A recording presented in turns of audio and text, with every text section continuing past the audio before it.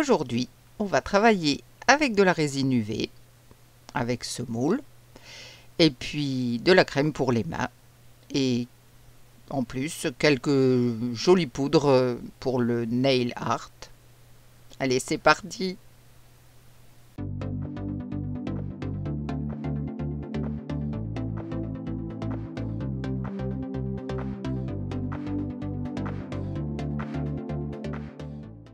Bonjour, j'espère que vous allez bien. Je vais continuer mes expériences à partir des vidéos de Daniel Cooper parce que je trouve ça trop beau et trop cool. J'adore ce qu'il fait et à chaque fois qu'il essaye un nouveau truc, j'ai envie d'essayer. Donc je vous montre mes essais, plus ou moins réussis. Bon, je vais sortir tout ce dont j'ai besoin. En premier, bien sûr, c'est la crème pour les mains. Je vais donc en verser dans la cavité. J'espère que vous pouvez bien voir. Moi, je vois rien du tout, hein. Oups, ça sort un petit peu beaucoup.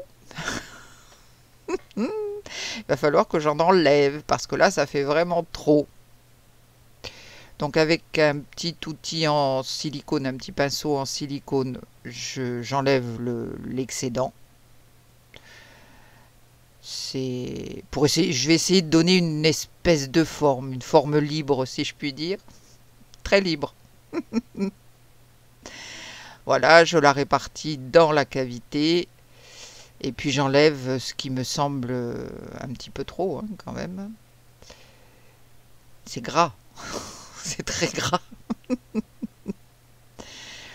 Ça glisse un petit peu partout. Je continue à lui donner une espèce de forme libre. Alors il faut bien appuyer aussi quand il y a des... Vous voyez, des espèces de branches un petit peu pour que la résine ne s'infiltre pas en dessous. Il faut que j'ai ma cavité. Puis je vais prendre un coton-tige pour terminer parce que sinon j'en ai pour des heures à faire ça. Alors ma crème là, c'est pas du gâchis hein, en fait parce que c'est une très vieille crème que je n'ose plus me mettre sur les mains parce qu'elle a je ne sais pas combien d'années. Donc bon, je finis mon tube avec ça. Alors ce qui me reste à faire, c'est de verser de la résine UV par-dessus. On peut le faire avec la résine époxy. Je n'ai pas encore essayé, mais la résine UV, bah, évidemment, ça va beaucoup plus vite. Et comme je suis toujours pressée, n'est-ce pas? Donc on commence à verser la résine autour, dans les espaces libres, en quelque sorte. Et je vais compléter comme ça mon moule. Je vais d'abord donc passer autour, et puis ensuite je vais passer par-dessus. Voilà, j'y vais doucement hein, pour ne pas perturber cette crème. Puis là en plus j'arrive à la fin de mon flacon, bien sûr, donc ça va pas le faire, mais j'ai un autre flacon qui m'attend. Voilà, là je suis tranquille.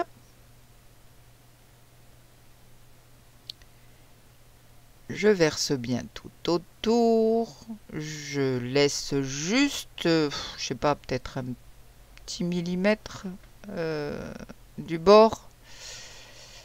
Je vais faire la chasse aux bulles parce que j'en ai 2 ou 3 qui se sont logés en plus à des endroits pas faciles d'accès. Donc je vais essayer de les déloger, toujours sans perturber ma crème, qu'elle ne me fasse pas des choses un peu de trop bizarre. Avec un petit cure-dent, ça va très bien. Et puis, on va mettre 2 minutes de chaque côté, parce qu'il y a une certaine profondeur, sous la lampe UV. Voilà, c'est prêt, ça durcit. 2 minutes, hein, je vous rappelle, mais de chaque côté. Et maintenant, on va passer à l'application de ma poudre pour les ongles. J'en ai deux là dans une petite pochette, je vais en prendre une au hasard. Je crois que c'est une couleur violet, vert, quelque chose comme ça. Il y a des reflets de ce style. Je vais donc juste la passer partout. Je m'aperçois que j'ai quelques petites bulles, mais ça ne devrait pas se voir une fois que ce sera recouvert et complètement durci. Donc voilà, bon, je passe juste ma poudre bien partout. Je vais bien sur les bords également. Et puis ensuite, je vais préparer de la résine noire. Donc je verse de la résine dans cette petite tasse. Je vais prendre une poudre de mica. C'est une poudre de mica Pearl Black. C'est pas un vrai noir, si vous voulez. Je m'aperçois d'ailleurs que je n'ai que de la pâte époxy noire. Je n'en ai pas en pigment en poudre. Il va falloir que j'y remédie. Et alors, comme vous pouvez le voir, je suis complètement hors champ. Mais je continue sans aucun problème. Je ne m'en suis pas aperçu. Alors, je verse ma résine noire, enfin noire Pearl Black, au-dessus de ma poudre.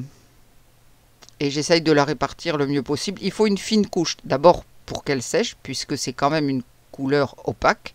Et la résine UV avec une couleur opaque, ça a toujours un petit peu de mal à sécher, enfin à durcir.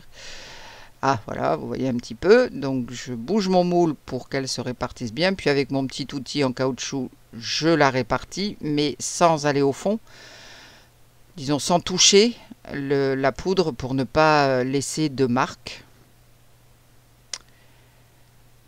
Voilà.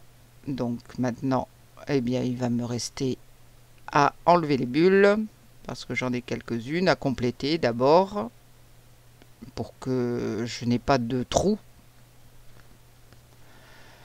Et puis ensuite, eh bien, je vais la mettre 2 minutes, pareil, de chaque côté. Voilà, c'est durci, enfin j'espère. Je vais maintenant le sortir et puis, bien sûr, je pousse mon moule sur ma droite, ce qui fait que je suis à nouveau hors champ. Je ne sais pas ce que j'avais, hein, mais pas les yeux en face des trous. Hein. Oh, je suis désolée. Alors, il faut maintenant essuyer toute cette crème, hein, parce qu'il y en a quand même pas mal. Mais c'est joli. Voilà. C'est trop sympa. Vous avez vu ces reflets vert, violet, un peu rose. Oh, j'adore. J'aime beaucoup. Alors bien sûr, là où il y avait la crème, c'est en creux. Et c'est vraiment très sympa. Il faut que je nettoie un petit peu plus parce que là, j'ai encore de la crème. Oh, en plus, j'ai les gants qui sont pleins de crème. J'ai beau m'essuyer, mais enfin bon, c'est pas terrible. J'ai les mains un peu grasses. Ah non, mais franchement, je trouve ça très sympa. J'aime beaucoup. Quand on le bouge là, à la lumière. Et puis évidemment, on n'a jamais la même chose. Hein. Bon, voilà pour un. Et puis, on va essayer autre chose. J'ai transféré dans une petite bouteille ma crème, ce qui n'a pas été sans mal. Je vais mettre dans la cavité à côté ici, là, je vais mettre une espèce de boule de cette crème. Comme j'avais fait un peu auparavant. Avec la petite bouteille, c'est nettement plus facile. Hein. Ça, c'est clair. Et puis, je vais mettre dedans un cabochon que j'avais fait dans ces cavités et je vais l'appliquer dedans. Alors, je vais accélérer un petit peu les choses parce que vous allez voir que ça ne va pas tourner comme je le voulais. Là, je vais essuyer et puis ensuite j'accélère et je vous commente au fur et à mesure. J'essuie donc tout ce qui a débordé et puis maintenant on va la soulever. Et oh, surprise, il n'y a pratiquement rien. On essuie et puis on recommence. Il ne faut pas se décourager. Alors ce que j'ai fait, c'est que je n'avais plus assez de crème pour les mains et j'ai mis un lait pour le corps assez épais. Mais il n'est pas assez épais et puis tout glisse dans le moule. C'est une horreur. Heureusement, ça s'essuie facilement. Donc, je vais utiliser ma cavité d'à côté où j'avais laissé de la crème pour les mains. Et avec mon petit outil en silicone, je vais essayer de faire cette espèce de petite bulle que je voulais. Donc, je nettoie un peu les bords. Bon, voilà. On nettoie, on nettoie. Je vais rajouter de la crème. Bon, cette fois, j'ai un bon paquet de crème dans ma cavité. J'appuie un petit peu moins fort quand même que les autres fois. J'appuie mon cabochon, on le soulève et surprise, voyons qu'est-ce que nous allons avoir. Hop. Ah, bah déjà, ça me plaît mieux. On dirait des branches d'arbres un petit peu. Allez, c'est bon. Bah celui-là, j'aime bien. Bon, le premier, là, je vous l'ai remontré, j'aime beaucoup. Hein. Donc, celui-là, ce sera une forme différente. Alors, j'ai essuyé aussi tous les débordements qui pouvait y avoir. Et puis, j'ai rajouté ma résine. Même process, hein, bien sûr. Donc, maintenant, il est durci. On va essuyer, bien sûr. Et je vais le mettre dans un verre d'eau froide avec 1 minute de lampe UV. Ça aide à durcir. C'est une astuce que j'ai vue sur la chaîne de Daniel. Et franchement, c'est pas mal. Ça rend service. Voyons, je le récupère. Je l'essuie.